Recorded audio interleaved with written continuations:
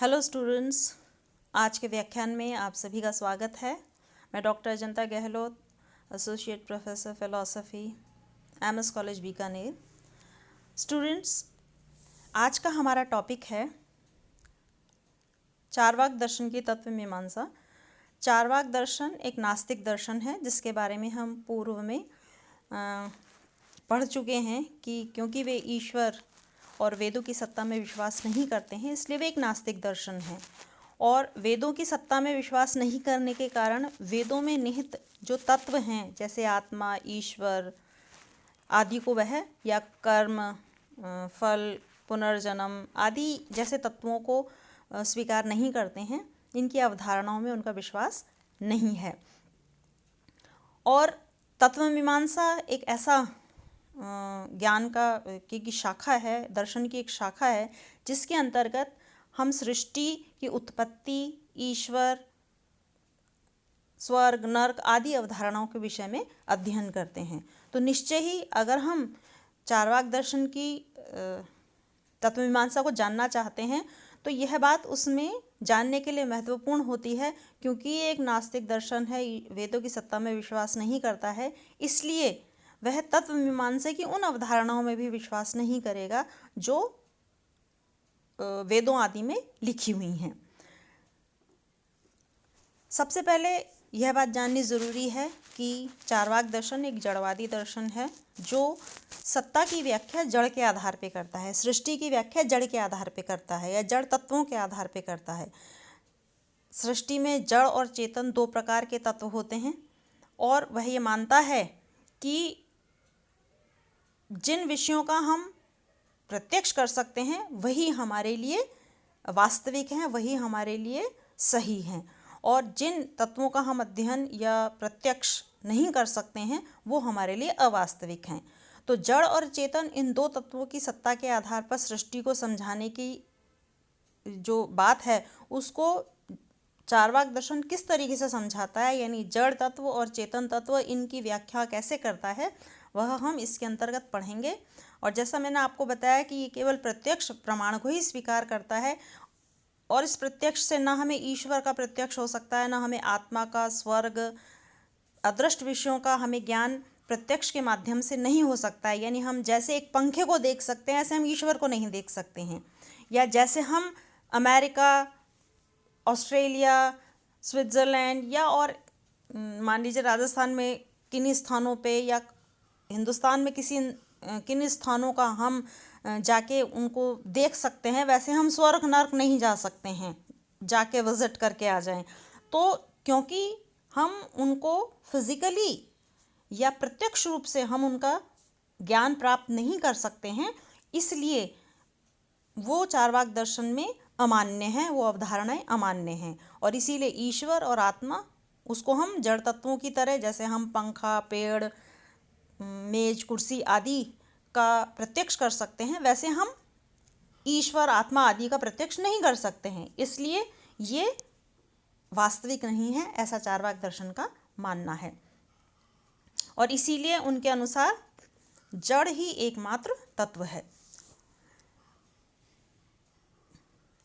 जड़ एकमात्र तत्व है, इसीलिए इनकी अवधारणा इस बात पर आधारित है कि संसार चार भूतों से निर्मित है। यहाँ भूतों से तात्पर्य जड़ तत्व से है। भूत का अर्थ भूत पिशाच वाले भूत की नहीं बात है यहाँ पे।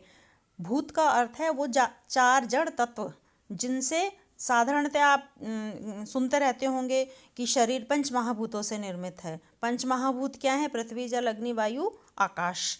परंतु इनमें से आकाश तत्व की सत्ता को चारवाक दर्शन स्वीकार नहीं करता, क्योंकि उसका मानना है कि आकाश का ज्ञान हमें अनुमान से होता है। इन्फरेंस, अनुमान क्या होता है? इन्फरेंस, जिसमें अगर हमने पहले कहीं किसी चीज़ का ज्ञान हासिल किया है तभी हम उसका ज्ञान प्राप्त कर सकते हैं। तो इसलिए चारवाक दर्शन ये मानता है कि पृथ्वी, जल, अग्नि और वायु इनका तो प्रत्यक्ष से ज्ञान हो जाता है, परंतु आकाश का ज्ञान हमें अनुमान से होता है या अनुमान प्रमाण से होता है। इसलिए वो पहले चार महाभूतों या पहले चार जड़ तत्वों पृथ्वी, जल, अग्नि और वायु को तो स्वीकार करता है, परंतु आकाश की सत्ता को नहीं मानता। तो इस दृष्टि से संसार चारवाक दर्शन के अनुसार पंच महाभूतों की बजाय 4 महाभूतों से निर्मित होता है और इसी से ही, इन्हीं के ही संयोग से प्राणियों का जन्म होता है। यानी ये 4 जो भूत हैं, 4 जो महाभूत हैं, इन 4 महाभूतों के संयोग से प्राणी का जन्म होता है और जब मृत्यु हो जाती है तो उसके पश्चात ये इन्हीं महाभूतों में जाके या इन्हीं भूतों में जाके मिल जाते हैं। चार्वाक दर्शन आत्मा को नहीं मानता। अब तक हमारी पढ़ी हुई बातों के आधार पर हम इस बात को बहुत स्पष्ट रूप से कह सकते हैं, क्योंकि आत्मा का ज्ञान प्रत्यक्ष के माध्यम से नहीं होता है, इसलिए आत्मा नहीं है। परंतु फिर भी हम ये देखते हैं कि शरीर भले ही जड़ तत्व से बना है, परंतु उसके अंदर अगर चेतना पाई जाती है, जिसको हम आत्म तत्व का नाम देते हैं। अन्य भारतीय दर्शन उसे आत्म तत्व मानते हैं, जिसे चार्वाक दर्शन आत्म तत्व ना मान के चेतना ही मानता है। वो ये नहीं कहता कि शरीर के अंदर आत्म तत्व है, जब तक शरीर है तब तक आत्मा है, बल्कि वो कहता है कि चैतन्य विशिष्ट शरीर ही दरअसल आत्मा है, जिसको अन्य दर्शन आत्मा कहते हैं। चार्वाक दर्शन उसे चैतन्य विशिष्ट शरीर कहता है। अर्थात जब 4 महाभूत एक विशिष्ट कॉम्बिनेशन में मिलते हैं तो शरीर के अंदर चेतना की उत्पत्ति हो जाती है। यह कॉम्बिनेशन अगर बिखर जाए, टूट जाए, तो शरीर में से वह चेतना भी निकलकर चली जाती है। इसलिए चार्वाक दर्शन ये मानते हैं कि चैतन्य विशिष्ट शरीर को ही आत्मा कहा जाता है और चैतन्य हमारे शरीर के अंतर्गत है, इसीलिए चैतन्य को शरीर का गुण मानना चाहिए। चेतना शरीर को ही आत्मा कहना चाहिए। जिस चैतन्य को सारे दर्शन आत्मा कहते हैं, उसे चार्वाक दर्शन चैतन्य विशिष्ट शरीर ही कहता है। कई बार ये आक्षेप भी लगता है, ये अक्सर ही लगता है, क्योंकि ये तो पूर्णतः प्रत्यक्षवादी दर्शन है और हम सभी जानते हैं कि हमारा जितना भी ज्ञान होता है वह केवल प्रत्यक्ष पर आधारित नहीं होता है। अनुमान, शब्द, प्रमाण, जितने भी हम 6 प्रमाणों की बात करेंगे आगे, उन सभी प्रकार के प्रमाणों से हमें ज्ञान होता है। तो बहुत बार ऐसा भी इसके ऊपर आक्षेप लगता है कि यदि आत्मा चैतन्य विशिष्ट शरीर ही है तो फिर चेतना उत्पन्न कैसे होती है, क्योंकि सारी चीज़ें जड़ तत्व हैं। अगर हम किचन के अंदर कोई रेसिपी बनाते हैं तो सभी चीज़ें जड़ होती हैं। मान लीजिए आप खीर बनाना चाहते हैं तो दूध, चीनी, चावल, ये सभी चीज़ें क्या हैं? जड़ हैं। अब प्रश्न यहाँ पर ये उठता है कि ये अपने आप तो खीर नहीं बना सकते हैं। आपने मान लीजिए एक बर्तन रखा है, एक बर्तन में ये सब चीज़ें भी रखी हुई हैं, तो इनको आपस में मिलाने वाला कोई चाहिए। ये आपस में कैसे मिलेंगे? इनमें आपस में संक्रिया किस प्रकार से होगी? इनके आपस में जो क्रिया है, खीर बनने की जो प्रोसेस है, वो कैसे बनेगा? तो ये एक प्रश्न चार्वाक दर्शन के सामने उत्पन्न होता है। तो चार्वाक दर्शन इसका जवाब दे के कहता है कि भाई देखिए, फिर वो एक उदाहरण देते हैं कि जैसे पान है, जो पान खाने के शौकीन पान खाते हैं, तो हमने अक्सर देखा उनका मुंह लाल होता है। पान खाने से पूर्व और पान खाने के बाद में देखें तो पूर्व में उनके मुंह पे जब वो पान खाते हैं तो उस समय जो पान उनके मुंह में जाता है उसमें पान का पत्ता हरा होता है, सुपारी भूरे रंग की होती है, चूना सफ़ेद रंग का होता है। परंतु जब वे पान खा लेते हैं तो वह पीक के कारण मुंह लाल भी हो जाता है। सब चीज़ें अलग अलग रंग की होने के बावजूद भी जब सारी चीज़ें आपस में मिलती हैं तो वो लाल रंग की हो जाती हैं। तो ठीक इसी प्रकार से ये सब चीज़ें भी जब आपस में मिलते हैं, यानी चारों जड़ तत्व आपस में मिलते हैं, तो वो चेतना को उत्पन्न कर देते हैं।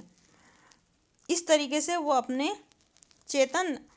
चैतन्य के प्रादुर्भाव या चेतना की उत्पत्ति को समझाने का प्रयास करते हैं। हालांकि इसमें एक प्रश्न फिर भी अनुत्तरित रह जाता है कि वहाँ पर उस पान को चबाने वाली एक चेतन सत्ता होती है, इसलिए वह पान चबने से लाल हो जाता है।